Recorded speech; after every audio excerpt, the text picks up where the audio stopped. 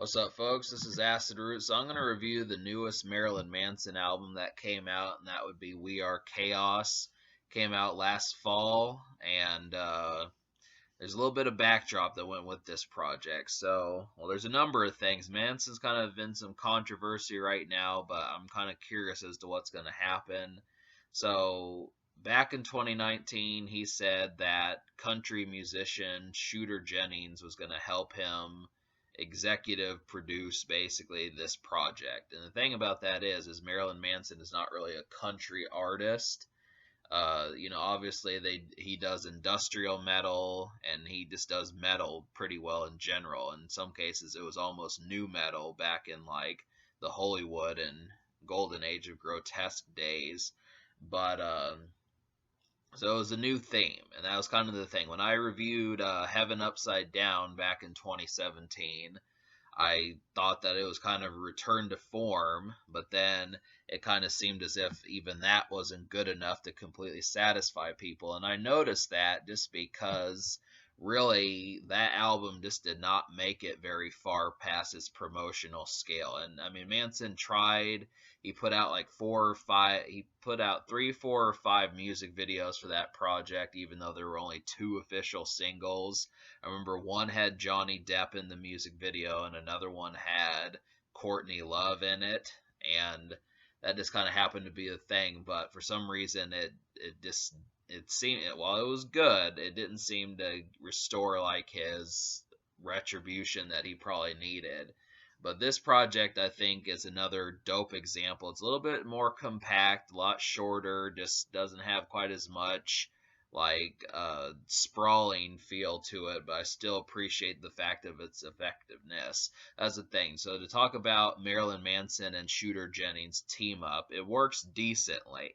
The only reason why I wouldn't say, I mean, it works good. I should say better than that. It works good, but it has like its ranges as far as to talk about as the reasons why. For one thing, the first single is of course the pairing with the country Marilyn Manson, but you have to understand the country Marilyn Manson is still pretty ghoulish. So that's the thing. It's not as if like he's switched his tune and has become uh, a mighty superhero or something like that. He's just mostly still in kind of like a very haunting mode, just with a different sense of production, and it fits him well. It's a different theme.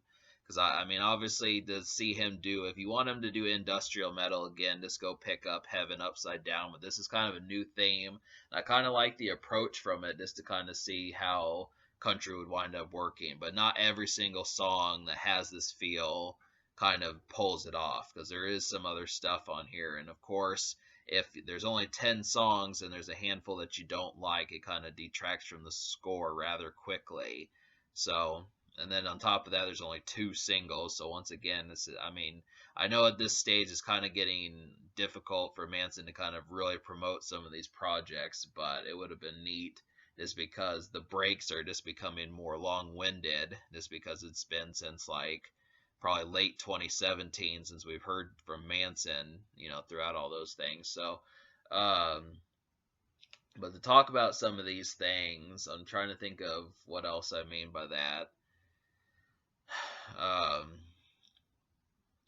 I'm kind of losing my train of thought here. So, the country stuff kind of works, but then also there's like something else. So Marilyn Manson has been a part of like some sexual assault controversies. It's starting to pop up more and more frequently. But with Marilyn Manson, it kind of seems as if he's had some foul thoughts towards women and his exes and things like that. Folks like Evan Rachel Wood, have been saying things as if like Marilyn Manson is kind of more twisted than we might have seemed. I mean, you'd think from songs that he made since 1994 we would kind of be able to depict that, but that he got dropped from his label, and I don't know if he's going to be able to find another one. I hope he does. I hope this doesn't result in like 5-6 years later, because I don't know the next time we're going to get a Marilyn Manson album. So we have to kind of, for fans of this band and this person in particular, Marilyn Manson the person, we have to kind of hope that he gets his shit together and, overcomes this injustice, just because I don't agree that he should be fantasizing about rape. But if you listen to any standard rap song, a lot of the felonies and those type things that people do, that's just, that's more of workaday. It kind of happens regularly with most commuted rap artists.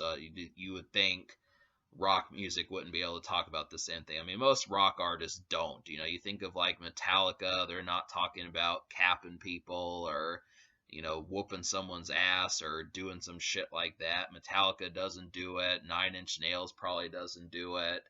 The Beatles didn't, so just things like that. This is different on the rock side of things, but coming from where I'm coming from, you listen to people like Young Jeezy, Gucci Mane, Rick Ross, Meek Mill, some of these people as standard fare. So you would almost think that the stuff Marilyn Manson being a little bit twisted in his sexual endeavors wouldn't be that much of a deal. But the only thing, like I said, is just, my message, if I had advice to give Manson, if I could do such a thing, I would just say tone it down with the rape stuff.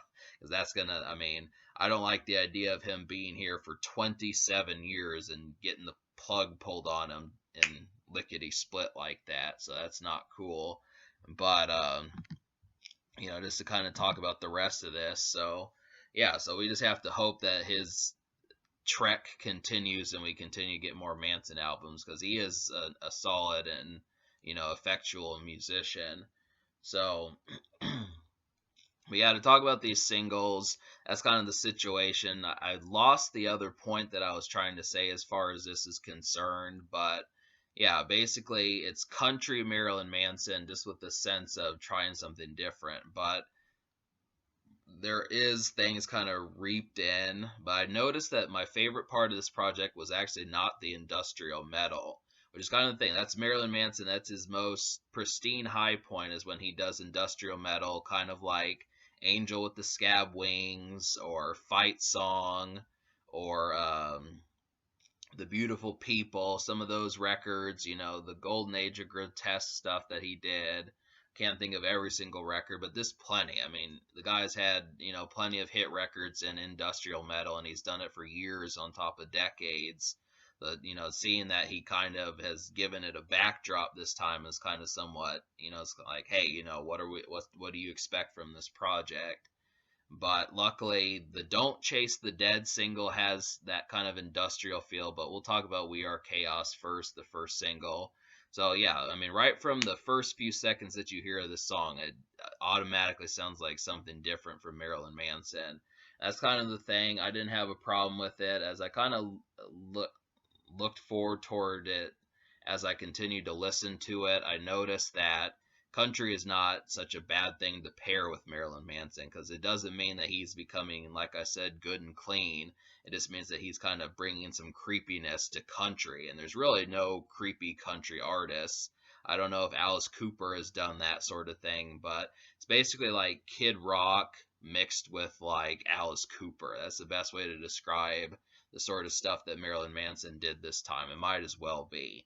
You take country singing and that sort of stuff, because that's basically what it is. So it feels less like October music and just more like November music, if you can pick up on the picture I'm trying to paint. Is because country months are typically in the fall. So, but yeah, so it's more laid back and not quite as immediately scary. This kind of has more of like a looming feeling. I kind of like that, so that's good. That's definitely. I wish that there would have. I really wish that this project would have been longer, so we could have had this stuff more realized. Because if you like one song, that's about all you're really gonna get. So the album doesn't waste any time to get to the next single, which is "Don't Chase the Dead," and this is more classic Marilyn Manson. Has a real ghoulish feeling to it. Obviously with the chorus. And I also want to say We Are Chaos, that just felt like an anthem for like demons. I mean, just the way that it was. It just felt like a stadium song for like ghoulish characters. So Marilyn Manson, he doesn't typically do stadium songs, but that felt like one for that. Just a stadium song not for the working class, the blue collar type people, but for ghouls. So that's pretty good. But Don't Chase the Dead is another one that felt like more of like a club scene kind of thing, going out, having a night, getting a drink, that sort of stuff. And that's the kind of Marilyn Manson I'm used to. So I definitely didn't have a problem with that. And yeah, that's just, I like the chorus on that one. It's good. There's so many things to kind of hypnotize about that record. It feels just like a revamped kind of version of some of his records from Hollywood or Golden Age of Grotesque or something vintage Manson just updated for 2020, late 2020. That's kind of the thing. But all right, so that's all the promotion of this project. So now we can just talk about the other 8 songs. So I'll go ahead and list out of 10 songs the 7 that I liked. So the 7 songs I recommend to you would be We Are Chaos, Don't Chase the Dead, Infinite Darkness, Perfume, Keep My Head Together, Solve Coagula, and Broken Needle. So really the first half of this project is kind of clumsy. I didn't like Red, Black, and Blue. Um, that was a metal song, but that's kind of what I was talking about, how Marilyn Manson is not quite as good with metal this time around. It kind of is, it's very patchy in terms of what to expect. You don't know the songs you're probably going to like this time. And it's the same thing with Paint You With My Love. That felt like a little bit too far out of Marilyn Manson's comfort zone for me to like. It was the same thing with Halfway and One Step Forward. I mean, some of these kind of feel like it had been said that Depeche Mode was one of his influences in David Bowie, but some of that stuff really didn't mesh over well. I mean, I like the country metal Marilyn Manson, but some of this other stuff that kind of feels like glam rock, but is like a worse version of Mechanical Animals didn't really go over that well. So, um, but yeah, Infinite Darkness, yeah, so I would have to talk about Infinite Darkness and Keep My Head Together, or more kind of creepy Marilyn Manson like you may want. If you want more songs like Don't Chase the Dead, I would say Infinite Darkness and Keep My Head Together are just like that. If you're looking for more metal, like industrial metal Marilyn Manson, I would go for Red, Black, and Blue and Perfume. And then if you're looking for more like the country Marilyn Manson that you heard in the first single, that would be Solve Coagula and Broken Needle. That's kind of the thing. It kind of gives you like a hodgepodge of different styles to kind of get something from, but this album probably should have been about as long as Hollywood was. I think Marilyn Manson would have been skilled enough to pull off like doing a 15 or 17 song album like he used to, but it was too much to the point. I think he was trying to aim for like a classic or a masterpiece, something effectual like that, but unfortunately that also means it's brief and there's not a lot of detail or elaboration that can actually go on, which is unfortunate because if you like one song, chances are you're not going to get something else like that to kind of comfort that particular thing. And when people do short albums, but then they're all varietized and different, it doesn't lead to a lot of things because everything has to be different. I mean, Marilyn Manson didn't quite do that, but you still only get like 2 songs of each type that you like. So if you do happen to like this new Marilyn Manson, which we don't know if this is just a very brief theme, if he's going to do it again, you're just restricted to just 2 songs, basically. We Are Chaos and Solve Coagula. And then Broken Needle is a pretty neat acoustic song. I'd kind of almost say that that's country Marilyn Manson, but it's kind of like some of the low-key songs that he did off of Hollywood. But then the real thing that got slighted was, of course, industrial metal, which is just, like I said, Perfume and Red, Black, and Blue. So that's kind of the thing. I mean, it has enough to be able to talk about some of this stuff, but it's just so brief that you get like 1, 2, sometimes 3 songs of each type of Marilyn Manson that you like, but you got to understand that I don't know why he was in such a rush. I mean, he took as much time as he did off, but there's not enough elaboration to kind of consolidate this project, which it needed. You know, that's kind of the thing. It's like, hell, I mean, I get that Marilyn Manson's been doing this for 27 years, but still, I mean, I definitely think he probably records more than 10 songs per studio session. Wouldn't have been that difficult. So, but I'm gonna give this album an 8 out of 10. I'm just gonna kind of say I liked for what it was. I'm not really complaining so much about the quality of the project, just as much as the effort behind it. And so, yeah, some of my favorites, out of the ones I listed, I really did like Infinite Darkness and Keep My Head Together. I liked Don't Chase the Dead, and then I liked We Are Chaos. And those would be the ones for when I purchase this album that I would probably listen to the most frequently. And then, I mean, the album cuts is kind of back and forth, how much I'm going to skip those songs when they come up. But I at least feel like it's enough to warrant a purchase and kind of say, well, I know a song I'm automatically going to connect with is going to be Don't Chase the Dead. That's definitely one I'm going to be listening to. And it's probably the same thing with like We Are Chaos, but I just need more songs like that. So that's the thing. Even though I gave this project an 8, I don't know as far as like the immediate, like I have to listen to these songs because that's not how I'm kind of grading it. I'm just kind of grading it like it's a highlight, it's a good song, but it's not like you can't live without it. So that's I would probably be a lot more harsh with this project if I graded it that way. But so the social score gets a 7. I'm just gonna give it a 7 just because there were only 2 singles, and like I said, this project was too brief. The singles are good, but it was just over too quickly. And then on top of that, with the fact that the label basically said that they're canceling promoting this album, that makes it even worse. That probably means that there's not going to be a third single. So I don't know how we're going to get this project. I think basically Marilyn Manson put all this work into not much. It's just kind of for show at this point, which is, don't know what to do. So,